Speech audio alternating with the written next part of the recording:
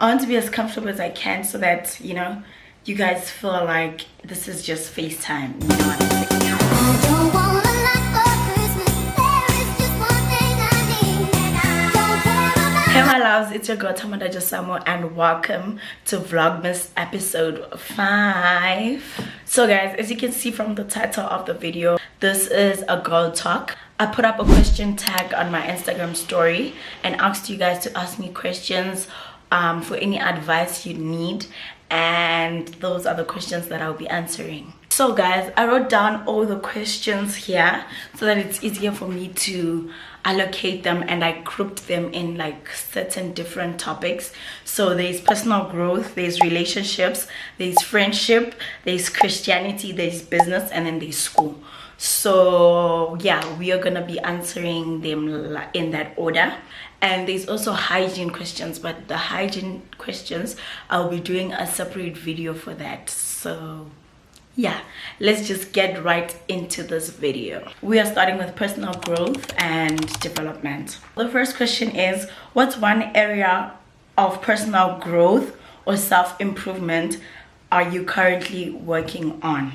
Disclaimer, I chose questions that actually made more sense to answer. So if your question is not here, please do not be offended or please don't feel anyhow.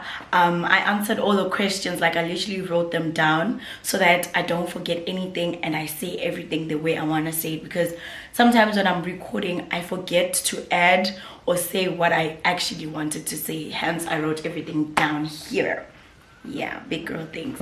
So to answer the question, I'm currently focusing on improving my emotional intelligence. I want to become better at understanding and managing my emotions, especially when I'm dealing with people and also just dealing with myself, because I feel like that's one thing that I've lacked in these past years. So yeah, dealing with my emotions is something that I am definitely working on. I literally feel like for me it's like been sort of difficult, but I know soon we'll get there. The next question is, do you have any challenge or obstacle that you overcame recently? If yes, please share it on your journey of personal growth. My recent challenge is learning how to set boundaries in relationships, friendships, or just in life generally, because I realized that I had no boundaries, guys. I literally had no boundaries. I just allowed anyone to do anything to me. Like I just allowed everyone to play on top of my head. I was too afraid to say no. So setting boundaries is something that I've worked on and I'm still working on, because sometimes it is difficult to say no and you're left with that guilt at the time. How do you prioritize self-care in your day-to-day life? So I set aside times every single day for activities that nurture me, like mindfulness, meditation, journaling, reading. I just got into reading and exercising. I used to go to the gym, but now I just make sure I walk once in a while, or I go out for a jog, or I just do something that is involved in exercising. Yoga, I watch a lot of YouTube videos. I also reflect on my progress regularly, so I make sure that I have like a timetable, like on my phone, on my notes. I have everything that I want to achieve, like maybe let's say if it's exercises. And then I also have an app called Habit. It helps me track the progress. It helps me track that, okay, I'm actually spending some me time. I'm actually prioritizing mindfulness. I'm actually meditating. I'm actually doing a certain task each day at a certain time. So yeah, that's how I prioritize my self-care. Yeah. What advice would you give someone who wants to start a journey on personal development?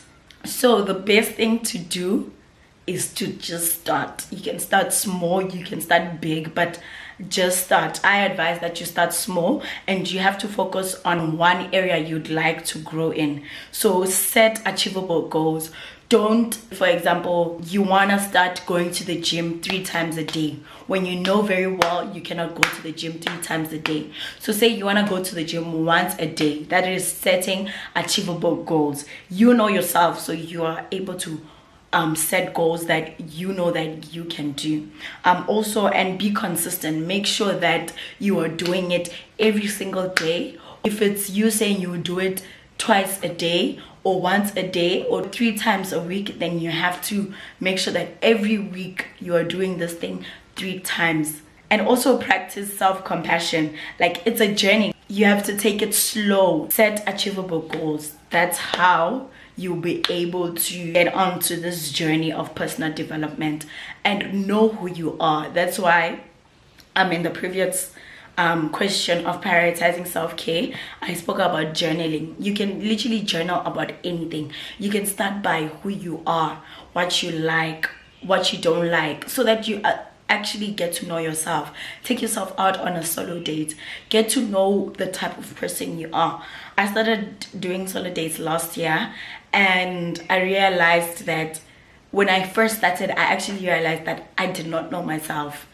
All I knew is I'm Tamanda, I love pink, I'm a girl and stuff. You need to know yourself like on a deeper level, so that if, for example, somebody wants to come and be in a relationship with you, you know what you want because you already know who you are. I don't know if I'm making sense, but okay, I think I'll stop there. So remember that this whole personal development or personal growth is a journey. It's not a race.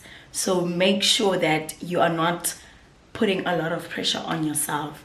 Be patient, be consistent, start small, be realistic. Being realistic is like one of the best things you can do for yourself, because when you start setting unrealistic goals, you will start giving yourself pressure, and that will push you to doing things that you are not supposed to be doing. So yeah. If you could give yourself one piece of advice, what would it be? I would tell myself that don't be afraid to fail. You may fail so many times, but that does not mean that you failed for life, you know? And it's also necessary to step towards success. I have to embrace, I have to learn from my mistakes as well, and also keep moving forward. Don't stop. That's one advice I would give to my younger self. And also, you can do it. Anything and everything that you are thinking about, you are able to achieve it. You just need to be consistent. What would you change about yourself if you could? I think for me, I wouldn't really change anything, but the way I deal with my emotions when I'm with certain people. I just want to be able to, you know, control myself and not be that angry girl that says anything when they are angry. I want, even when I'm angry, I want to be like the most sweetest and humble person there is on earth. So that is like one thing I am changing. Not I want to change, it's something I'm currently doing, because especially when I feel frustrated so much, I just wanna pop, like I wanna explode. So the next question is advice for someone struggling with insecurities of their body and complexion. So guys, struggling with insecurities about your body and complexion can be very challenging, can be so difficult, it can be depressing, it can just be the reason why you want to probably do certain things to your body or to your complexion. But there are so many ways that you can do to develop self-love and self-confidence. I think the first thing is you just need to accept if you really want to change, get into the gym. And I really feel like people should not have to really worry about their bodies. Like, it's not that big of a deal, but because society wants us girls to look a certain way, I feel like that's how we get these crazy insecurities, because society says women should look like this, women should look like this. So yeah, but just be grateful for the body that you have, because somebody somewhere does not even have the 2 hands that you have. Somebody somewhere is struggling to walk. Somebody somewhere does not have 2 breasts, you know. So just be grateful or appreciate the body that you have, because somebody somewhere wants what you are calling or claiming to be an insecurity. So just appreciate it, and also shift your focus to what you love the most. Like, have different parts of the body that you love. The more you do that, you will then see that this body insecurity thing is actually just nothing. It was not there. It was just an imagination, or it's because society was saying this. But when you start saying, I love my body, or I love the way my face looks, I love my teeth, I love my hands, I love my body shape, you know, things like that, then you are able to delete that insecurity title that you have right now. So also remember, what makes you unique often makes you beautiful. So you're probably beautiful the way you are, because maybe if you were to be bigger, or maybe thinner or skinnier, you would look totally different. So yeah, you are the way you are, and that is unique. But if you really want to change something about your body, please go to the gym. The gym can work, but also remember, the gym is very painful. So yeah, and also be careful and avoid comparing yourself to others on social media, because sometimes social media is not real at all. There are so many different editing apps that people are using to make you think that they look like this when they actually don't. So avoid comparing yourself, and also surround yourself with supportive people and people who uplift and encourage you. People that tell you, no, you don't need this to be beautiful, or you don't need this to be considered hot, or you know, such people are really important in your life. And also invest in self-care and fitness care. That will actually help. I've been talking about the gym, that's fitness care. That will help you a lot. But these are not for you to change how you look, but to help you feel good in the body and the complexion that you currently have.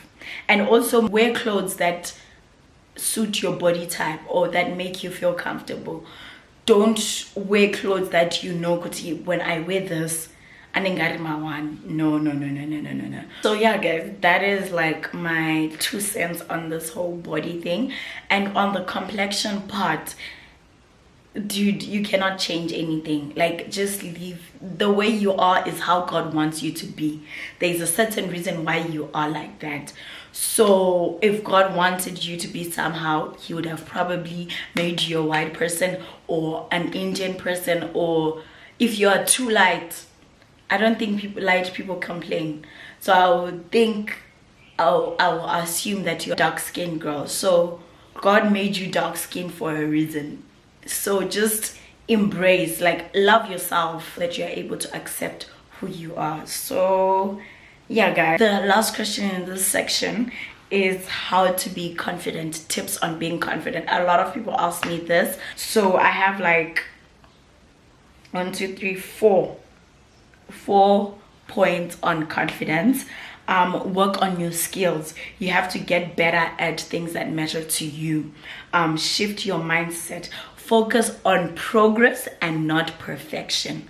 A lot of us want to be perfect, but we don't want to go through the progress. And then practice self-affirmations. Tell yourself, I am confident, I am successful, I am beautiful, I am happy.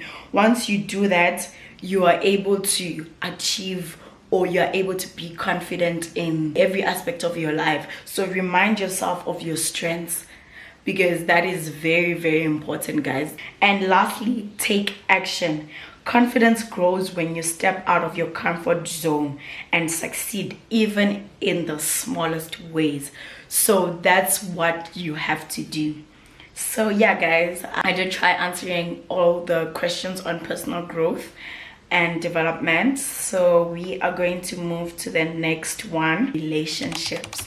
And the first question on relationships is it okay to date a guy who is 6 years older than you, and will the relationship work? Yes, it is very much okay, and I feel like that is like one of the perfect age differences that you can have in a relationship.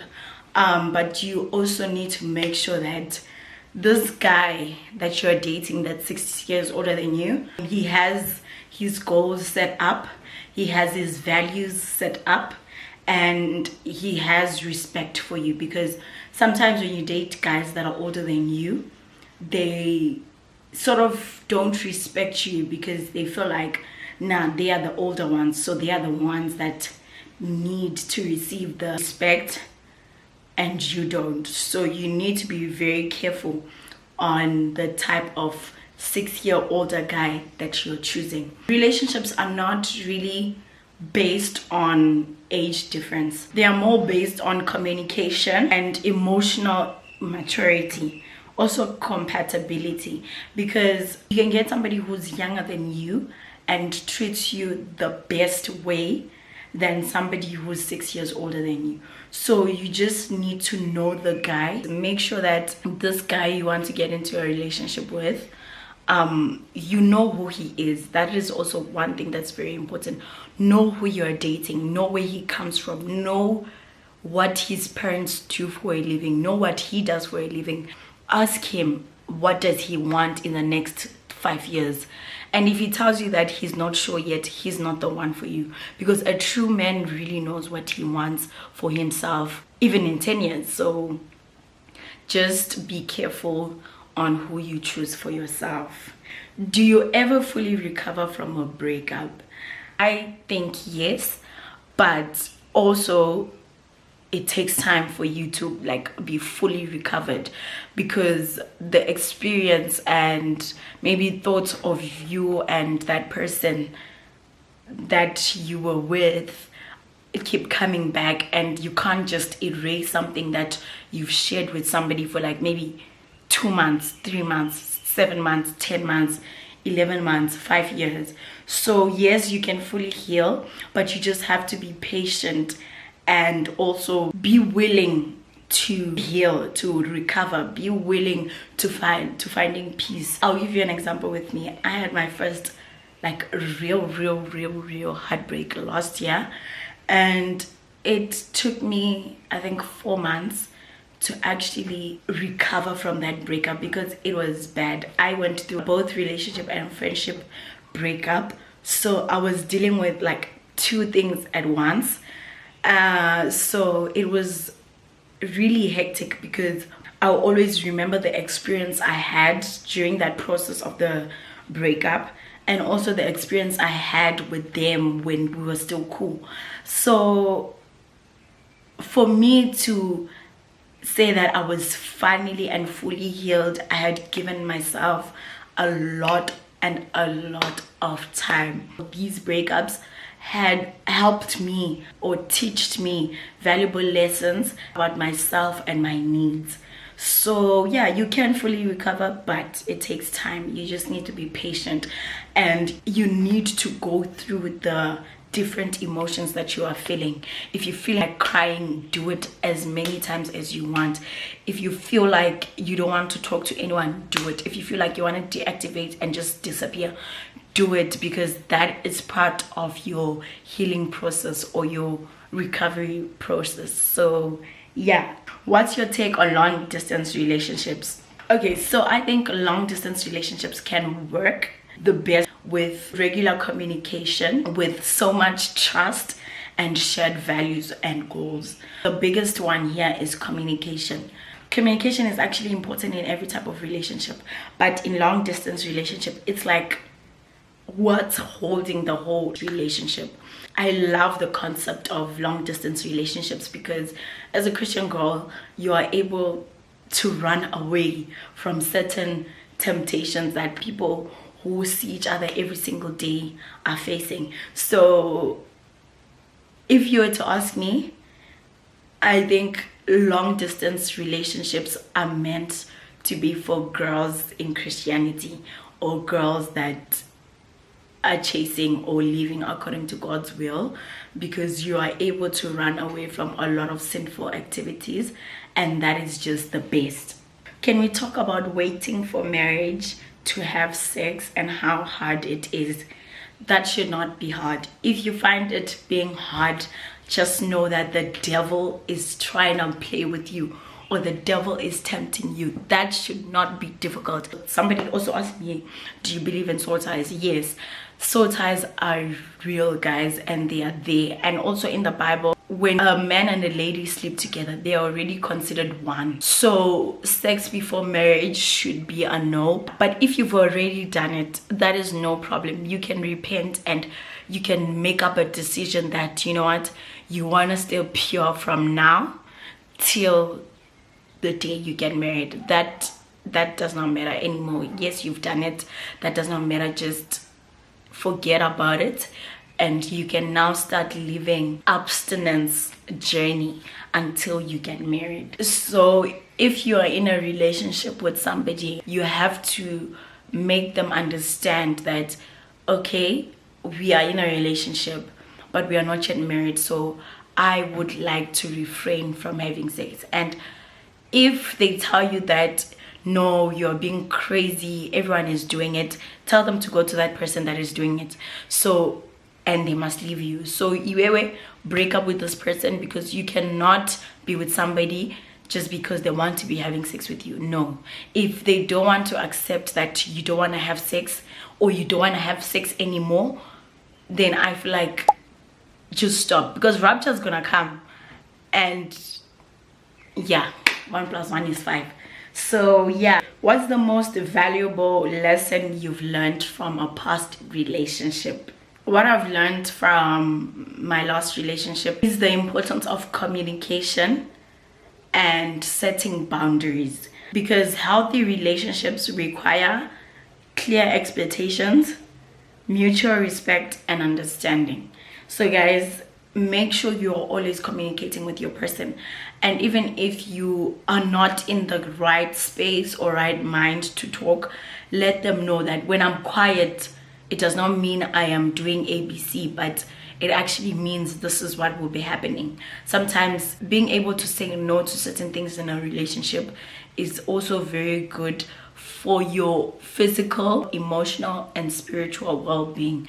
So sometimes don't feel guilty for making certain changes in your relationship, especially when you feel like they are needed. If he or she is not agreeing to those boundaries that you're setting after you've given them a clear explanation, I really feel like the relationship should not be going on. How do you deal with heartbreaks? I just accept, like what I said previously. I just accept that it has happened, and now plan my healing or recovery journey. How do you know this is Mr. Right? Okay, you yourself, you will never know that this is Mr. Right, but by asking the Holy Spirit or praying to God to give you an answer about this person, that's the only way you will know. Without that, I feel like you will not know that this guy is the right one, because he can give you signs that he's the right one, whereas later down the road you will notice that he is not the one. So the only way you will know is if the Lord himself speaks to you and tells you that, okay, this is the one, I have sent him myself. So that's how you know that he is the right one. So guys, we are done with the relationship segment. We are now moving into the friendship segment. What qualities do you value most in a friend or a partner? Okay, the qualities that I value most in a friend or in a boyfriend, the number one thing is kindness. Kindness is like literally so important, because you are able to deal with certain situations in a certain way that you know that it will not hurt the next person. You're not able to say things that you know that are harmful or that would destroy this person because of your kindness. So kindness is very important. Another thing is loyalty. Someone that I can rely on, someone that I know if I'm not with them, I don't have to worry about anything. So I want to be able to rely on you as my partner and as my friend. Another quality is communication. You're able to be honest with me. You're able to tell me that, friend, I feel like this wig that you have on today was not installed properly, or this color does not sit well with you, or friend, what you did to me yesterday, I did not like it, rather than gossiping about me with your other friends. So be honest with me on this communication thing, even with my partner. Tell me that, okay, I might have crossed the line today. Don't just go to bed knowing that something is not right, or knowing that we have something that we are fixing, and then you just decide to ignore it. We need to communicate. Let us talk about our problem right now. So yeah, communication is also part of the values. I think we both have to have the same beliefs. Our values have to be the same. Our goals have to be sort of similar. That's how our friendship or relationship will work. Empathy, we need to be able to understand and support each other. If those two things are not there, then nope. Okay, the next question is how to make friends at this age. Honestly, for me, this has been the most difficult thing for me, because you never know who you are becoming friends with.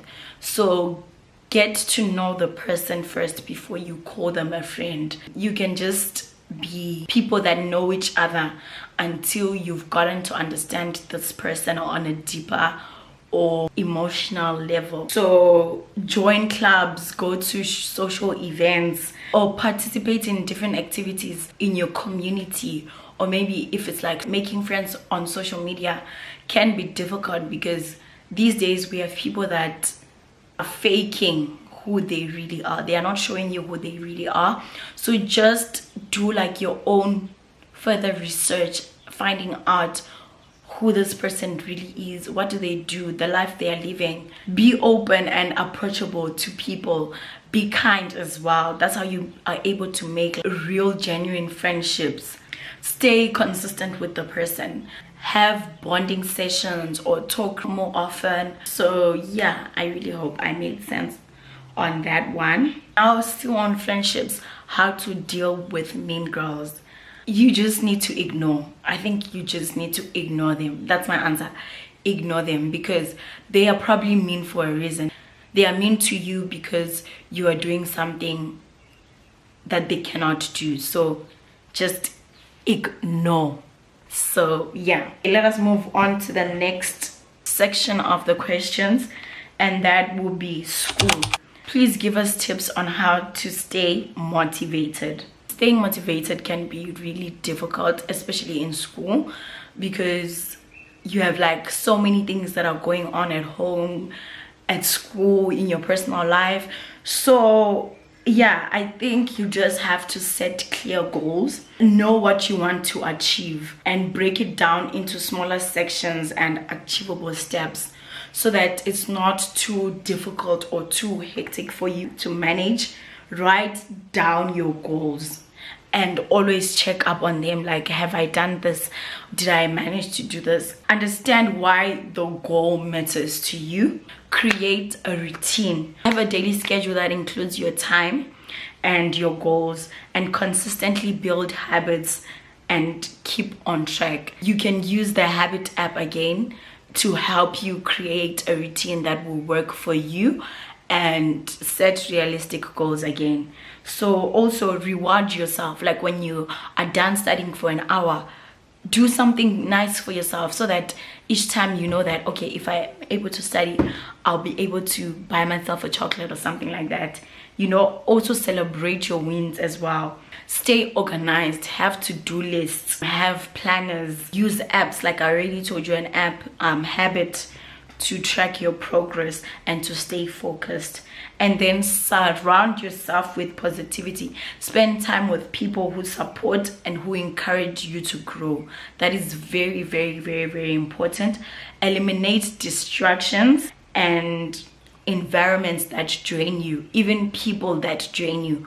Just cut them off, cut off all these distractions, and I promise you, you'll be able to stay motivated. Focus on progress and not perfection. Take care of yourself. Eat well, get enough rest, and exercise. Your physical well-being directly impacts your mental focus. Lastly, remind yourself of past successes, meaning that you need to look back on the challenges that you've overcome before by being motivated or by being consistent, and use it as proof that you can actually achieve the goals that you want to achieve.